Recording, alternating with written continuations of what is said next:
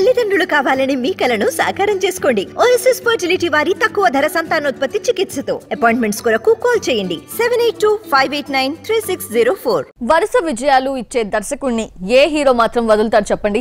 ఆ మాటకొస్తే ఆ డైరెక్టర్ తో పనిచేయడానికి టాప్ హీరోస్ అంతా వెయిట్ చేస్తూ ఉంటారు. కానీ అనుకోకుండా ఫ్లాప్ వచ్చిన దర్శకులను కూడా మన హీరోస్ వదిలిపెట్టడం లేదు. ఎందుకలా? సౌత్ సినీ పరిశ్రమలో కంటెంట్ మాత్రమే కనిపిస్తుంది. కరెక్ట్ కంటెంట్ తో వచ్చే సినిమా ఏ భాషదైనా సరే ఇట్టే ఆదరిస్తున్నారు. ఈ విషయంలో ఆయా దర్శకులకు విపరీతమైన డిమాండ్ ఉంటుంది. అయితే ఊహించని ఫ్లాప్లతో షాక్ ఇచ్చే దర్శకులకు అంతగా క్రేజ్ కనిపించదు. కానీ కొరటాల ఆచార్య లాంటి ఫ్లాప్ ఇచ్చినా సరే అతన్ని నమ్మి 300 కోట్లు పెట్టి దేవరను తెరకెక్కిస్తున్నారు. అంటే అతని సినిమా ఫెయిల్ అయ్యుండొచ్చేమో కానీ దర్శకుడిగా అతను ఫెయిల్ కాలేదు అనేది నిర్మాతలు, హీరో అభిప్రాయం. తాజాగా ఈ విషయంలో మన హీరోలకు తమిళం, కన్నడ దర్శకులు కళ్ల ముందు కనిపిస్తున్నారు. Jailer fame Nelson Dilip Kumar విషయంలో ఇదే జరిగింది. విజయ్తో చేసిన బీస్ట్ ఫ్లాప్ అయినా ఆ తర్వాత రజనీ పనిగట్టుకుని మరి చేసిన జైలర్ రికార్డులను తిరగరాయడంతో అతనితో సినిమా చేయడానికి తమిళ తంబేలు వెంటపడుతున్నారు. అంతకంటే ముందే ఖర్చు వేయడానికి మెగా హీరోలు చూశారు అనే కామెంటూ ఉంది.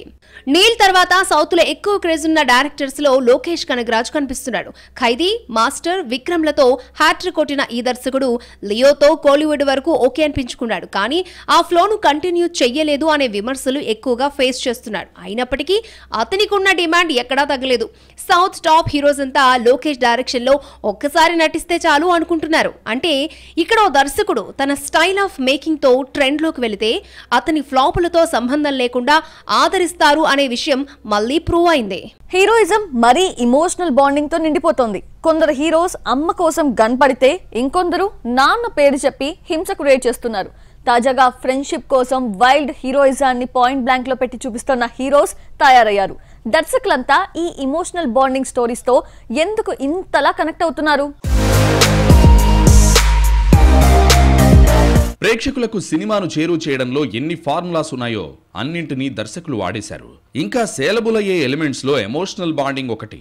కాకపోతే దాన్ని సరిగా ఎగ్జిక్యూట్ చేయడం రావాలి. అమ్మ సెంటిమెంట్ తో ఇప్పుడు సినిమాలు ఏం నడుస్తున్నాయి అనుకున్న టైంలో కేజీఎఫ్ తో హిట్ కొట్టి చూపించాడు ప్రశాంత్ నీల్. సీరియస్ యాక్షన్ లో ఇంటర్నల్ గా వచ్చే మదర్ సెంటిమెంట్ సినిమాకు సాలిడ్ గా యూజ్ అయింది. 1000 కోట్లకు పైగా కలెక్షన్లను రాబట్టింది. గతేడాదికి ఫినిషింగ్ టచ్ గా చెప్పుకునే యానిమల్ సినిమాలో తండ్రిపై ఓ కొడుకు పెంచుకున్న బాండింగ్ ను వైలెంట్ గా చూపించాడు. తండ్రిని ఎవరైనా టచ్ చేస్తే ఎంతవరకు అయినా వెళ్లే కథానాయకుడిగా రణబీర్ కపూర్ నటించాడు. ఆ తర్వాత ఎక్కడి వరకు వెళతాడో, ఎంతమందిని అంతమొందిస్తాడో చూపించి 900 కోట్లు తమ ఖాతాలో వేసుకున్నాడు. ఇక గతేడాదికి ఫినిషింగ్ టచ్ గా చెప్పుకునే మరో సినిమా సలార్. ఇందులో ఫ్రెండ్ కోసం ఓ రాజ్యంతో హీరో చేసే యుద్ధాన్నే చూపించాడు.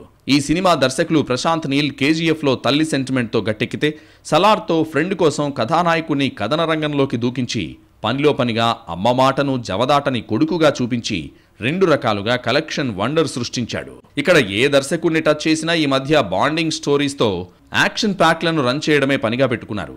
అందుకు తగ్గట్లుగానే ఆడియన్స్ ఆయా సెంటిమెంట్ బ్యాక్ డ్రాప్ కథలకు ఇట్టే కనెక్ట్ అయిపోతున్నారు. అనుకున్న దానికంటే ఎక్కువ కలెక్షన్ వచ్చేలా చూస్తున్నారు. అందుకనే రానున్న రోజుల్లో ఈ తరహా బాండింగ్ స్టోరీస్ కు మైలేజ్ మరింతగా ఉండబోతోంది.